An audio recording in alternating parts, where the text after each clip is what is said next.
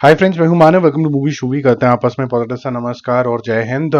फटाफट से बता देता हूं कि क्या कुछ हो रहा है बॉक्स ऑफिस के ऊपर। सुबह से लेकर अभी तक बहुत टायरिंग दिन रहा है, बट जो रिपोर्ट्स आ रही हैं वो ठीक ठाक हैं। मतलब बहुत ज्यादा इंकरेजिंग भी नहीं है, लेकिन फिर भी ठीक है।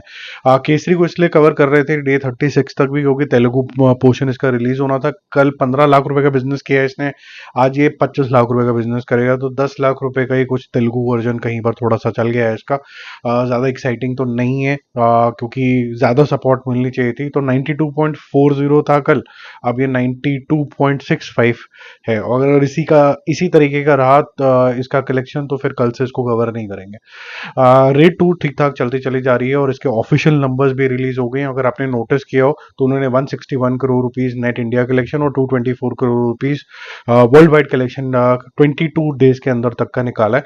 और ये सेम कैलकुलेशन है जो मैं आपको बिना कोई नंबर्स डिक्लेयर करे हुए, कोई वेबसाइट पे नहीं, कहीं पर भी नहीं थे वर्ल्ड वाइड, वो सेम नंबर मैं आपको बता रहा था।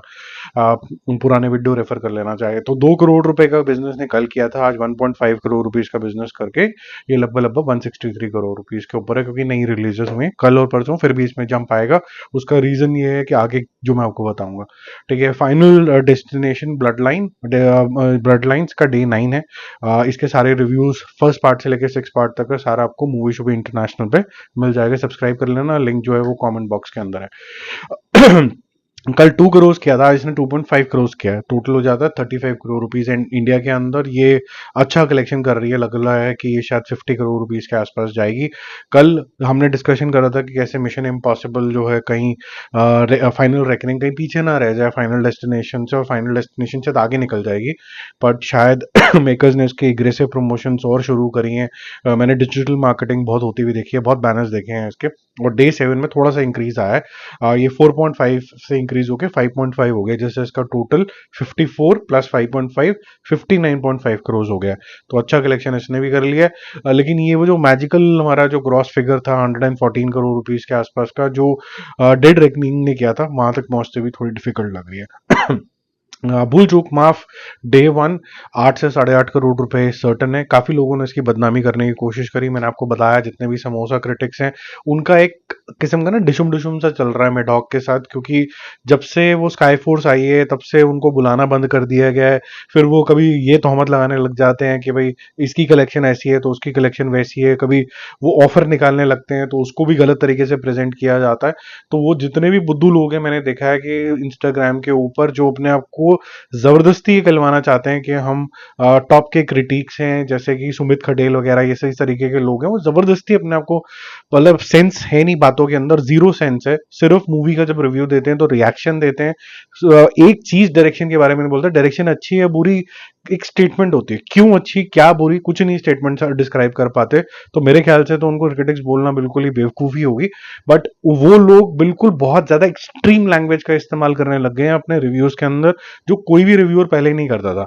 उनको नहीं समझ में आई तो वो समझाते हैं। चलो कोमल नहाटा भी अगर आपको पसंद है तो उसका भी स्टाइल इस तरीके का, मुझे पसंद नहीं आया, ये चीज नहीं पसंद आई, 4 चीजें वो बताता है। उस पर आप अग्री करो डिसएग्री करो, बात अलग है, ठीक है। लेकिन ये जो बदतमीजी की टोन बाकियों ने पकड़ ली है ना, वो समोसा ना मिलने की वजह से ही होती है। केसरी वीर का डे 1 है और मुझे नहीं लगता इसका कोई बहुत ज्यादा ब्राइट फ्यूचर है। लोगों की जो एक्सपेक्टेशन होती है कि आप मेरे को पूरा उस समय के अंदर घोल दो, तो टॉपिक बहुत बढ़िया है, लेकिन उस समय के अंदर मुझे घोल नहीं पाए, मैं फील नहीं कर पाया, तो फिर मैं वो जो एप्रिसिएशन है वीर का वो नहीं कर पाऊंगा। तो डे 1 जो है सिर्फ 40 लाख रुपए का बिजनेस करेगा। ऐसी पुणे हाईवे काफी बेटर पिक्चर है, देखोगे तो अमित साध की अच्छी पिक्चर लगेगी, लेकिन कहीं ना कहीं थोड़ा ओटीटी मटेरियल लगता है ये भी। लार्जर देन लाइफ कुछ भी नहीं है इसके अंदर, सब कुछ रियल लोकेशन और ये सब चीज के ऊपर बना के थ्रिलर बनाया है। 5 लाख रुपए का सिर्फ बिजनेस करेगी। बहुत ही लिमिटेड शोज हैं। सिर्फ 3 टाइम बैंड अवेलेबल थे पूरे दिल्ली के अंदर, तो आप सोच लोगे कितने कम इसको शोज मिले होंगे। कल मैं आपको एग्जैक्ट शो के नंबर भी बता दूंगा। कप कपी डे 1 ये इतनी बुरी पिक्चर नहीं है। जिस लोगों ने भी रोमांचम देख ली होगी तो वो जबरदस्ती का कंपैरिजन मोड के अंदर चले जाएंगे, लेकिन ये एंटरटेनिंग पिक्चर है। तो बहुत से लोग जो होते हैं ना, उनको सुपर इंटेलिजेंट दिखाने की कोशिश करते हैं, किसी के मुंह से झाग निकल रही है थंबनेल के ऊपर, को अजीब सी बेवकूफ वाली हरकतें करते रहते हैं। ये पिक्चर जेन्युइनली ठीक ठाक है, आपका ठीक ठाक टाइम पास कराती है, इसके अंदर कोई बुरी चीज नहीं है। बहुत से लोग मैंने देखा है कि जो महाराष्ट्र के अंदर है वो उन्हीं कलाकारों की सिर्फ तारीफें करेंगे जो मराठी हैं। तो ये भी मुझे थोड़ा सा अजीब लगने लग गया कि पहले तो रीजन के अंदर ये कहासुनी होती थी, अब ये एक इनडायरेक्ट तरीके से ना अपने आर्टिस्ट को भी पोजीशन करने वाली बात हो जाती हैं कि ये अच्छा, और बाकी फिर देखेंगे कि अच्छा है कि नहीं अच्छा। तो भूल चूक माफ भी ठीक ठाक टाइम पास कराती है। केसरी वीर में डेफिनेटली बहुत सारी चूक यहाँ पर है। पुणे हाईवे अच्छी है और अच्छा चलनी चाहिए, लेकिन किसी को पता ही नहीं है इसके बारे में, तो कौन जाएगा देखने के लिए, मार्केटिंग नहीं हुई है। कभी ठीक है पिक्चर, अगर आप इसको खुले मन से देखोगे तो आप बोलोगे कि आगे जानी चाहिए। बाकी जल्दी मिलते हैं रिव्यूज और अपडेट्स के साथ। If you liking this video then एक ही काम करना है आपको, चैनल को सब्सक्राइब करना है नए आए हो, and if you can share this with your friend circle it will help the channel. Bye bye.